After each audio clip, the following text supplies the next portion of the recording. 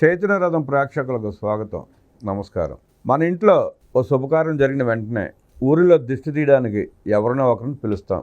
వారు వచ్చి ఎండుమిరపకాయలు ఉప్పుతో ఇరుగు దిష్టి పొరుగు దిష్టి మన దిష్టి పోవాలని దిగదీసి ఉమ్మి వేయమని చెబుతారు. ఆ తర్వాత వాటిని పొయ్యిలో వేస్తే చిట్టపటలాడుతూ ఎంత దిష్టో అంటారు. ఇది మనందరికీ తెలిసిన విషయమే. అమరావతి పునః ప్రారంభోత్సవం అంగరంగ వైభవంగా జరిగింది. లక్షలాది మంది ప్రజలు తరలి రావడంతో ఈ శుభకార్యం అపూర్వ విజయాన్ని సాధించింది. అయితే ఈ విజయాన్ని కళ్ళారా చూడలేని కొందరు సైకోలు ప్రధాని మోదీ గారు ఉండగానే ఒక పెద్ద కుట్రకి పథకరచన చేశారు. మోదీ గారి సభాస్థలికి సమీపంలో జరిగిన అగ్ని ప్రమాదం వెనుక కుట్ర కోణం దాగి ఉందనే అనుమానాలు బలపడుతున్నాయి. ప్రధాని ప్రసంగం మొదలైన కొద్దిసేపటికే తుళ్లూరులో భారీగా మంటలు చెలరేగాయి. అమరావతి నిర్మాణానికి ఎల్ఎన్టీ కంపెనీ ఉపయోగించిన పైపులు ఈ ప్రమాదంలో కాలిపోయాయి.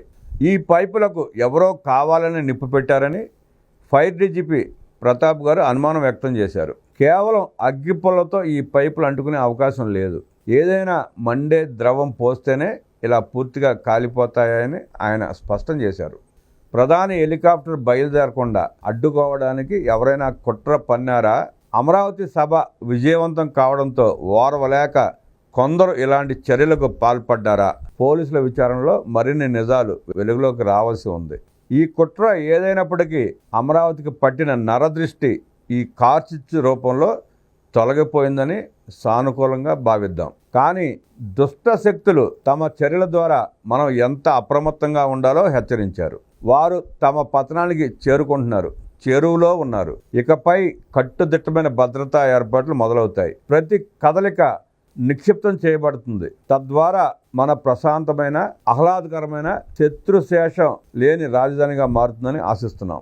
ఈ దుష్ట చర్యలు మన రాజధాని మరింత సురక్షితంగా మారడానికి ఒక రకంగా ఉపయోగపడతాయని భావిస్తున్నారు ప్రజలు. అన్నదాతలకు పాదాభివందనాలు. ఆంధ్రప్రదేశ్ ప్రజలకు హృదయపూర్వక శుభాకాంక్షలు.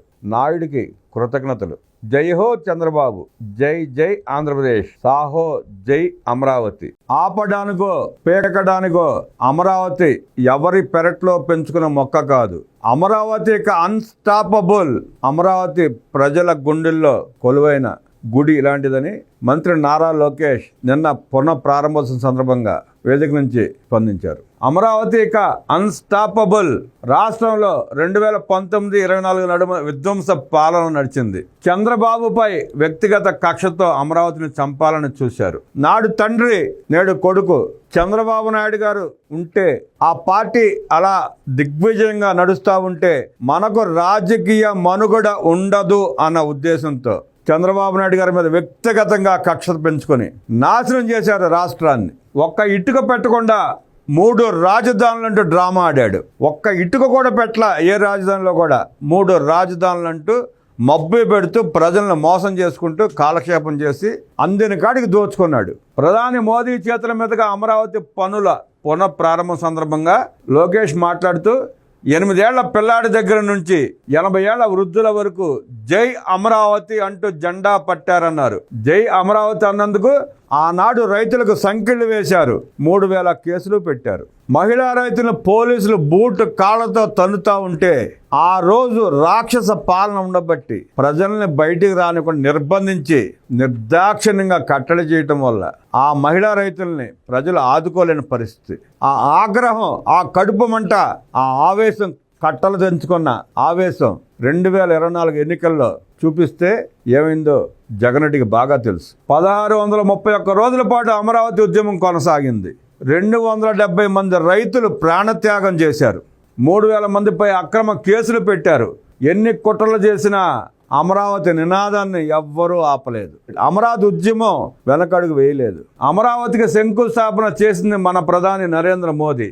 ఆయన శంకుస్థాపన చేసిన దానిని ఆపే దమ్ము ఎవ్వడికీ లేదు. 1631 రోజులు పోరాడి అమరావతిని సాధించుకున్న రైతులకు శిరస వంచి నమస్కరిస్తున్నా అన్నారు మంత్రి లోకేష్. పాకిస్తాన్ గీత దాటింది.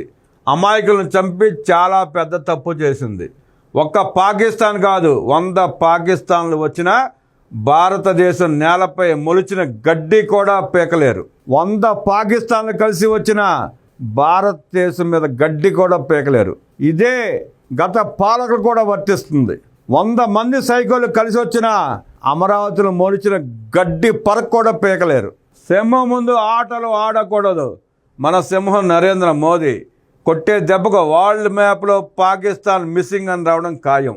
నరేంద్ర మోదీ గారు కొట్టే దెబ్బకి వరల్డ్ మ్యాప్లో పాకిస్తాన్ మిస్సింగ్ అని రావడం ఎంత ఖాయమో, ఆంధ్రప్రదేశ్ రాజకీయ పటంలో సైకోలు మాయమవడం కూడా అంతే ఖాయం. పాకిస్తాన్ ఆర్మీలో పనిచేసే వారు సెలవు పెట్టి పారిపోతున్నారు, కొంతమంది రాజీనామా చేస్తున్నారు. పాకిస్తాన్ ఆర్మీలో సెలవు పెట్టి పారిపోతున్నారు, కొంతమంది రాజీనామా చేసి పారిపోతున్నారు.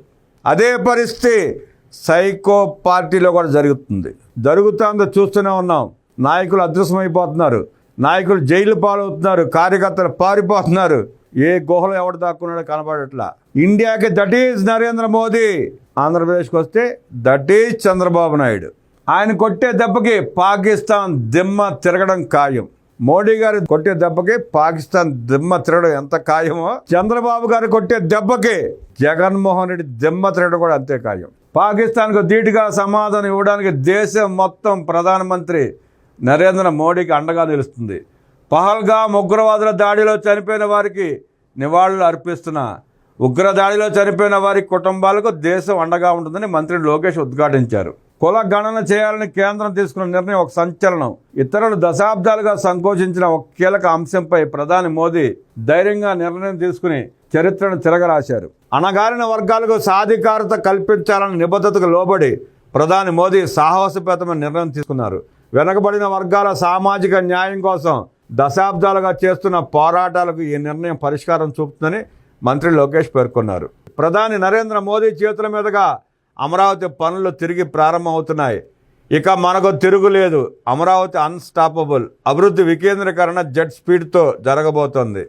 Amaravati, Polavaram, Visakha steel plant, Bhogapuram airport, Prakasam జిల్లాలో సిబిజీ ప్లాంట్స్, ఆంధ్రప్రదేశ్ అభివృద్ధికి అన్ని రకాలుగా ప్రధాని నరేంద్ర మోదీ సహకారం అందిస్తున్నారు. మనం గతాన్ని ఒకసారి గుర్తు చేసుకోవాలి.